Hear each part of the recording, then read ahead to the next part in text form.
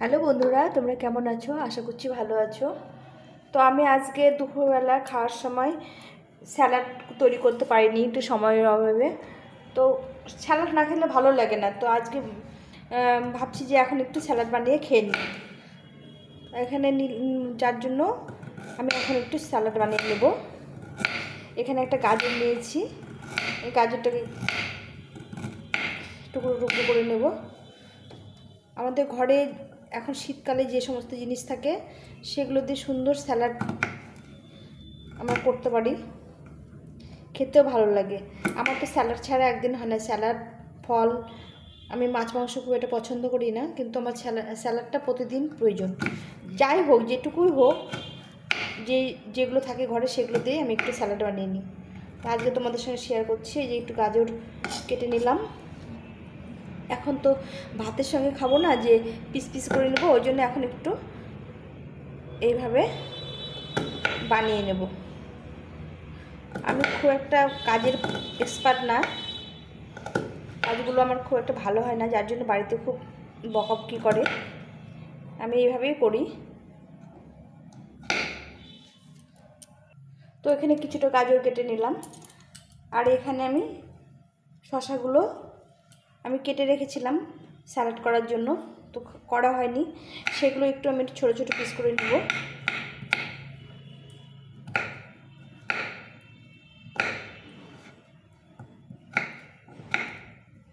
এইভাবে একদম ছোটো ছোটো টুকরো টুকরো করে নেব।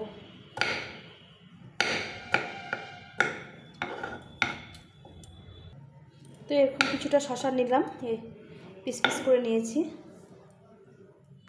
এখন নেব একটা টমেটো। এখন শীতের সময় সবজিগুলো খুব টাটকা পাওয়া যায়। স্যালাড বলো, সবজি রান্না করে বলো, খেতে ভীষণ ভালো লাগে বলো। যে কোনো সবজি এখন খেতে ভালো লাগে। তো এরকম করে আমি কিছুটা টমেটো কেটে নিলাম।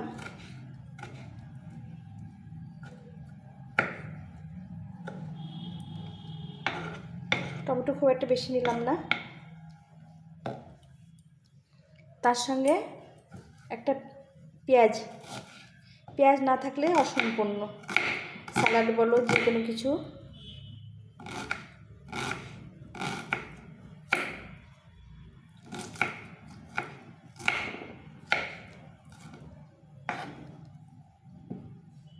এখন নেব এক টুকরো আদা, একদম অল্প একটু নিয়েছি আদাটা।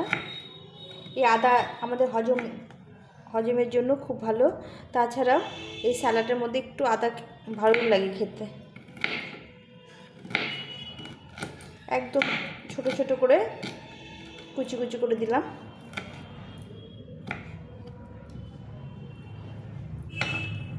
তার সঙ্গে নিব একটু ধনেপাতা।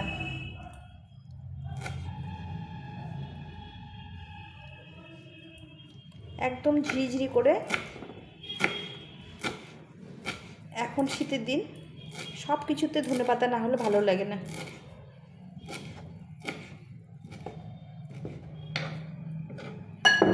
তো বন্ধুরা, কেমন লাগছে আমার স্যালাডের সবজিগুলো?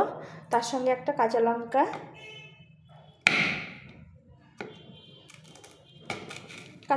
যে খায় সে নেবে, যদি না খেতে চাও তবুও এই লঙ্কাগুলো একদম ঝাল কম, যার জন্য আমি দিলাম। আমি খুব একটা ঝাল যে পছন্দ করি বা খেতে পারি তা না, একটু ঝাল দিলে ভালো লাগে খেতে। যে কোনো জিনিসের মধ্যে, মুখরোচক জিনিসের মধ্যে একটু ঝাল দিলে ভালো লাগে। তো এটা হেলদি, টেস্টি, মুখরোচক সবই হবে। তো এগুলো সব আমি একটা বোলের মধ্যে নিয়ে নেব। যতগুলো কেটে নিলাম সবগুলোই বোলের মধ্যে নিয়ে নিচ্ছি।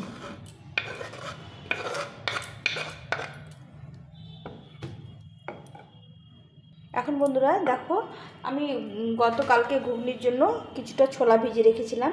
তো এই ছোলাগুলো অঙ্কুর বেরিয়ে গেছে। তো অঙ্কুর ছোলা স্যালাড খেতে ভালো লাগে, খাওয়াও আমাদের খুব ভালো, শরীরের পক্ষে খুবই ভালো। তো আমি এই অঙ্কুরওয়ালা ছোলাটা আমি দিয়ে দিলাম এর মধ্যে।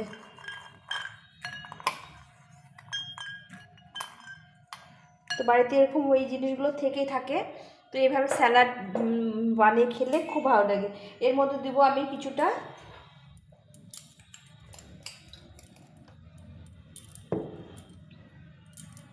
এর মধ্যে দিয়ে দেবো আমি অল্প একটু বিট নুন। স্যালাডের মধ্যে নুন খুব একটা খেতে নেই, নুন দিয়ে দিলাম। তারপরে নেব আমি এই কয়েক দানা গোলমরিচ একটু গুঁড়ো করে নেব। গোলমরিচ না দিলে স্যালাডের টেস্টটা পাওয়া যায় না। তো বন্ধুরা এই একটু গোলমরিচ গুঁড়ো করে নিয়েছি, এর মধ্যে দিয়ে দিলাম 2-4 দানা গোলমরিচ। এখন সবগুলোকে একসঙ্গে মিশিয়ে দেব। নুনটা লাগলে আরেকটু দেওয়া যাবে। তো কেমন হলো দেখো, কত সুন্দর ঘরে যেগুলো থাকে সেগুলো দিয়ে একটা সুন্দর আমাদের পুষ্টিকর স্যালাড তৈরি হয়ে গেল। আর এটা খেতেও অসাধারণ লাগবে, তার সঙ্গে খাওয়াও খুব ভালো। আর আমি তো বললাম যে আমার ভাত খাওয়ার পরে একটু স্যালাড, ভাতের সঙ্গে হোক ভাত খাওয়ার পরে একটু স্যালাড আমার প্রয়োজন, খুব দরকার, নাহলে আমার ভালো লাগে না। তো আজকে আমার যে কোনো কারণে তাড়াহুড়া করে আমার স্যালাডটা বানানো হয়নি। আর এই ছোলাগুলো ছিল, অঙ্কুর বেরিয়ে গেছিলো, ভাবলাম যে একটু স্যালাড বানিয়ে নিই। তো তোমরা এইভাবে বাড়িতে যেগুলো আছে এখন শীতের সবজি সেগুলো দিয়ে এরকম স্যালাড বানিয়ে নিয়ে খেতেই পারো। কত কালারফুল হয়েছে আর কত টেস্টি হয়েছে, তোমরা না খেলে বুঝতে পারবে না। মানে যে খেয়েছো, অনেকে খেয়েছো, কিন্তু আমি বানালাম তোমাদের সঙ্গে শেয়ার করি, তোমরাও একটু নিয়ে নাও। তো এইভাবে তোমরা বাড়িতেই স্যালাড বানিয়ে খেতে পারো।